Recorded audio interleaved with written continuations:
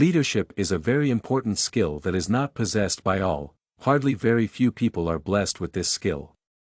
Being a leader is not easy, it poses many challenges, and the person who overcomes these challenges make a successful leader.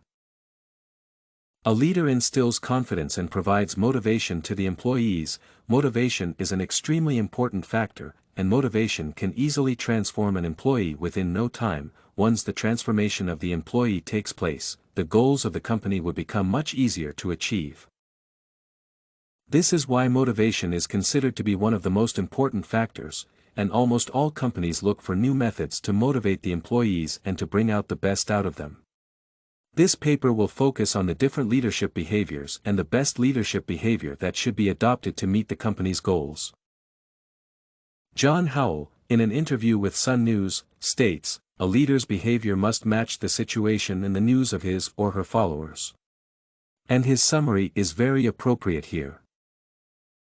Leader effectiveness is determined by what people do, not by some inherent personal characteristic.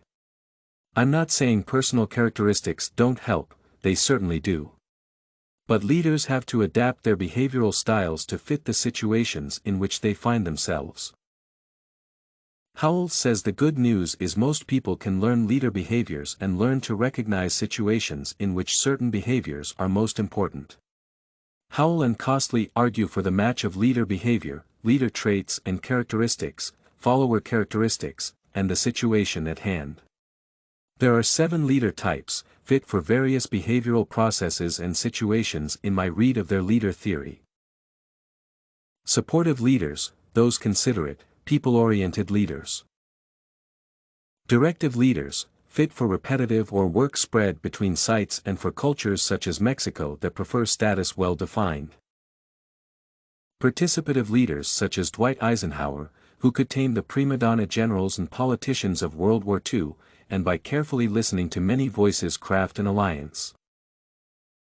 Reward and punishment leaders, transactional. Charismatic, heroic, leaders.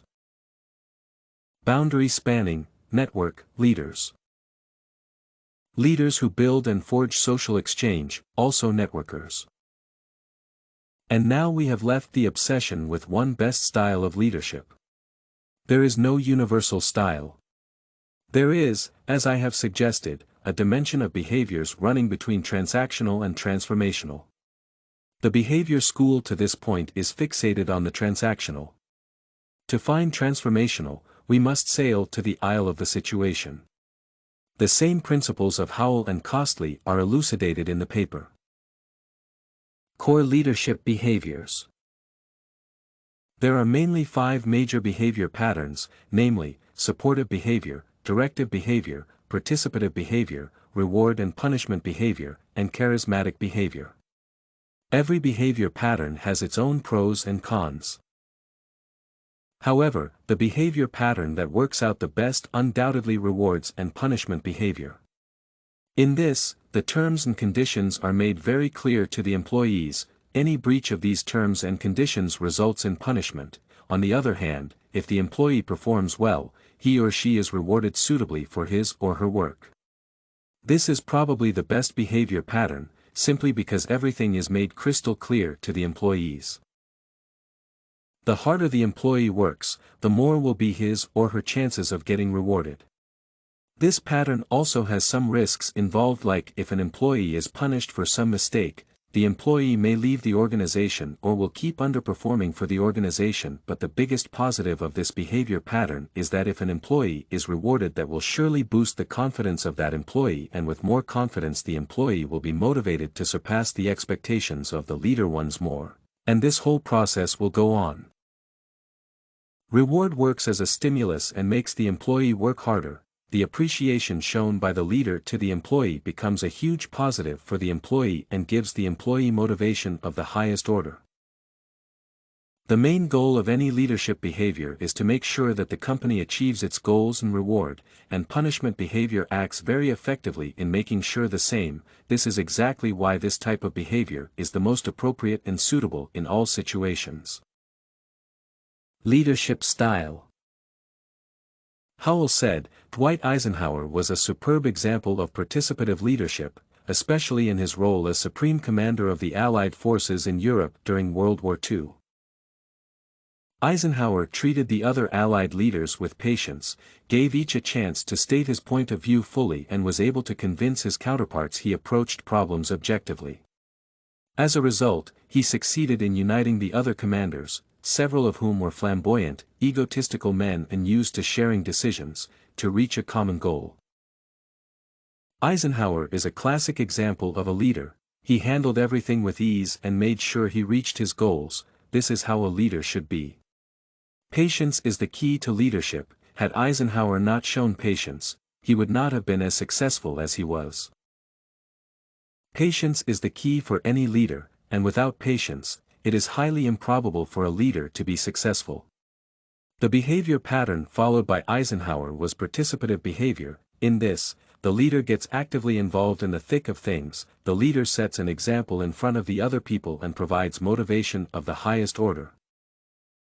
Some leaders do not opt for this type of leadership, thinking that if they involve themselves in activities that will also have the employees, it will give an impression that they are weak, so to project themselves strong. Some leaders never choose participative leadership behavior, but Eisenhower never thought about the negatives of participative leadership and set an example in front of all the leaders of today. Ethical problems. There are ethical problems that the leaders face. These problems arise when the employees forget the ethics which should never be forgotten. Ethics, in other words, are values that an employee is expected to stick to in any circumstance.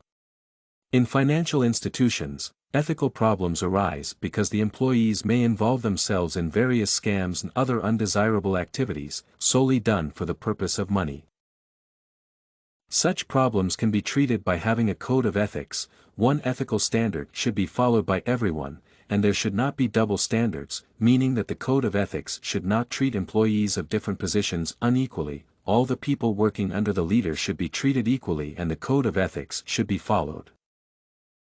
All these things can be done by a leader if he or she is consciously involved in reflection, in the sense that looking back at ethical issues and keenly finding a way out to deal with the same.